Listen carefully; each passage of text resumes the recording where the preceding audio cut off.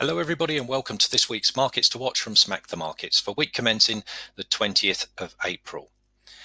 So as we start off this week again with a very light fundamental calendar, I think traders are getting fairly used to this fact. In any case, a lot of the numbers that used to make a big difference in the old world are not necessarily being particularly useful in the current sort of market conditions going forward.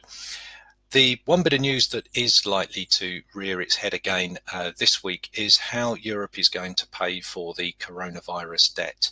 The €500 billion that they've already put aside for this is seemingly not enough, and the question over corona bonds is going to be tabled again. So expect more news flow on this sort of going forward. In other news, the price of oil has dropped significantly in early trade this week already.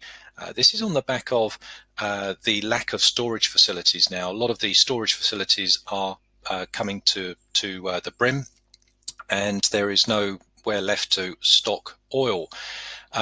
We've also coming up to forward month contracts expiring early next month, and of course that's leading to delivery issues coming forward as well. And in fact, we know where the stock is going to be stored. It needs to be stored at the moment, of course, because demand again is outstripping supply at this moment in time. So if we take a look at a few markets here that we're keeping a close eye on in the trading room this week. If we have a look at the Dow first of all, and this is the Dow futures contract, not a great deal of difference from last week. If we recall from when we last spoke, the market was up here around the sort of 24,150 area. It's still around there at the moment, so it's still within that sort of tight sort of zone at the moment.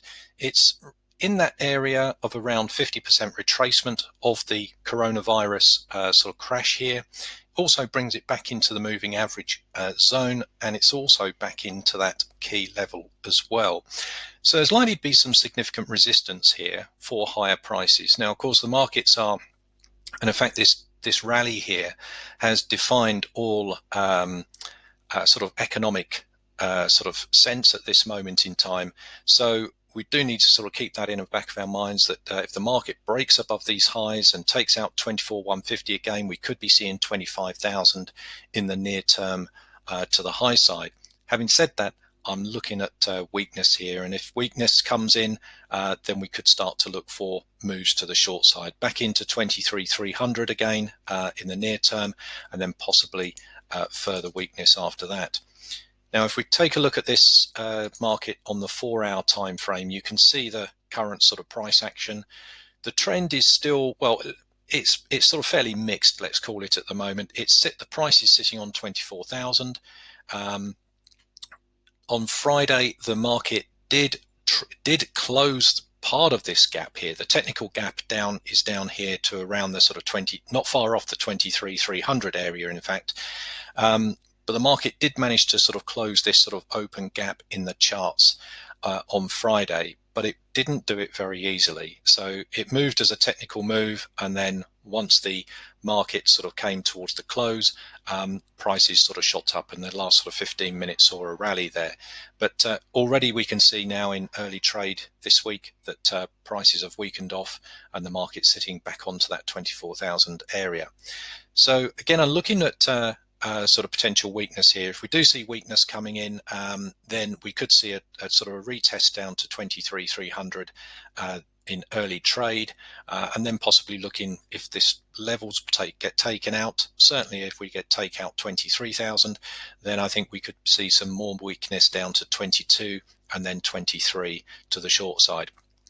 On the flip side, of course, if the market can find support here and we can get a break above these highs, then I think we could be looking towards that sort of 25,000 sort of price point in the near term. Now, if we come and take a look at gold, gold has sort of it's run out of steam here in the for strength in the markets. We saw that last week. The market came back into the 1744 area here last week, really failed to build any strength here to push up and continue this trend. And now the trend here is broken.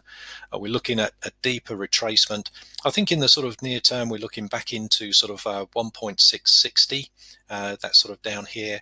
There's certainly a cluster here of around that area, 1.660 to 1.650. If we take a look at this on the daily time frame, you can see it sort of brings it back into some areas of support here. It's not particularly sort of strong, but it does bring it back into sort of fair value zones, again in the context of this huge move that the market had in the recent leg up in this trend. Again, that level is a bit more significant on the lower time frames, and you can see that here on the weekly time frame as well.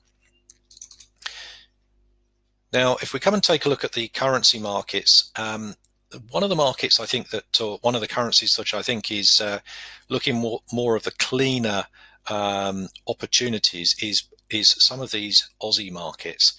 So we could take a look at things like the Aussie Swiss, where we're starting to get some continuation through here on the upward momentum of these markets. I'm still cautious because of the weekly chart, but again, you can see at the moment, if this market can actually sort of break above through these highs, that's going to start to clear up into some clear space, and we could be looking for some sort of significant move to the long side. If we, out of all of the Aussies though, I think some of the ones that are the pick here for me are things like the euro against the Aussie. If we take a look at this again on the weekly chart, you can see that the markets over the past few weeks, it's really declined here in price.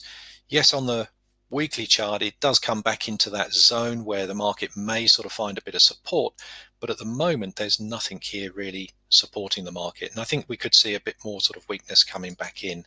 Again, that's supportive of euro weakness and also the strength of the Aussie as well, and again, that strength in Aussie is one of the themes that we're seeing in early trade this week and also last week as well. So come to the daily time frame, you can start to see a level through here around that 1.7 area. So a break below this area opens up a sort of trading window down to around 160, 167.80. And then below that gives us another trading window down to around the 166, 1660 area. So that's the sort of moves here that I'm looking at on the euro against the Aussie. So there's a few markets there that we're keeping a close eye on in the trading room this week. I certainly hope it helps and look forward to speaking to you next time. Bye for now.